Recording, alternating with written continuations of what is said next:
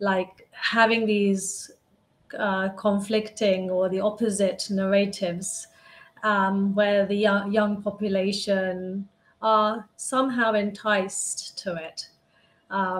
So there's this thing which is happening, I think there's Viddas who said things recently. And so how do we, and I guess it comes back to the same thing as I mentioned earlier about the young population, ensuring that they're still discriminating. They may find Viddas funny, but when he says something which is not appropriate, to be able to have that discrimination, to understand that's not appropriate, and even raise their voices at that time, right?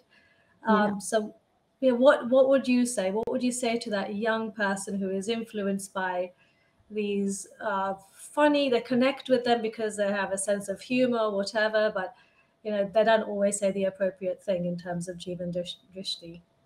Yeah, and I think Veer Das is a prime example of somebody who clearly hasn't understood Bharat, at all. And he gave an entire speech about, oh, two Indias, but he's not even understood one India.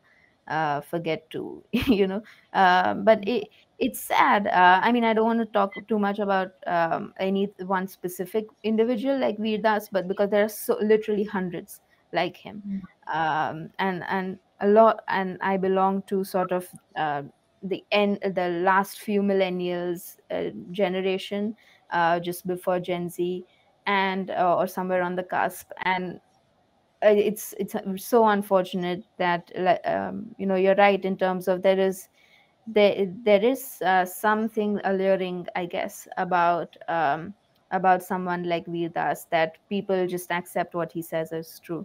um, a large part of that, I think, is also can be attributed to a vacuum in our own education. uh, what I studied in school, my history textbooks for the ICSE exams, just horrendous. Not just badly written and very dry and uninteresting, but factually wrong. Like just factually wrong. And in so many places, it's not that they misprinted one or two things here and there, but just so many places they just got the entire gist of history completely wrong. And luckily for me, I had my grandmother at home, and good exposure to some other books and sources that helped me see the light very, very clearly. But a lot of my friends didn't have that luxury, and therefore all you can do is sort of accept that this textbook that you have in front of you is right, because you have nothing else. You know nothing else. You have nothing else to counter it. You don't have any other perspective. And I think that that can extrapolate to social media and and sort of quote unquote celebrities as well, in terms of you don't have anything else. Where do you go when you want to find an Indic celebrity, or a celebrity that actually understands India? Um, and first of all, I would say, for that, don't go to a celebrity. Go to a scholar, a Sanskrit scholar, go to a guru, go to a Veda Pathshala, and you can understand things um, the way they're meant to be understood.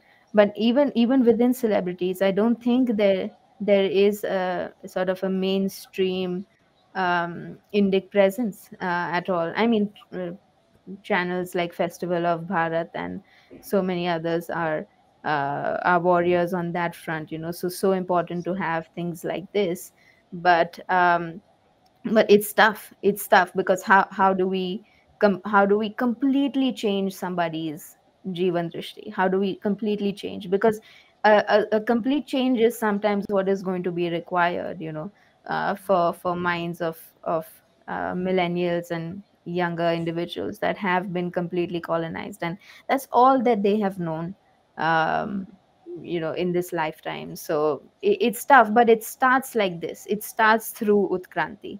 It is not meaningful to suddenly, randomly, one fine day expect everybody to have the right knowledge and the right sources.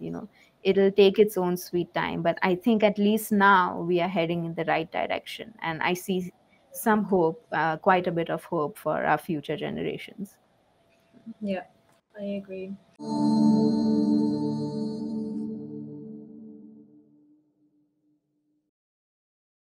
Please remember to subscribe to us and switch on the notifications for this channel. For our other social media links, more content, and to support our work, please visit citti.net. Dhanyavad. Namaskar.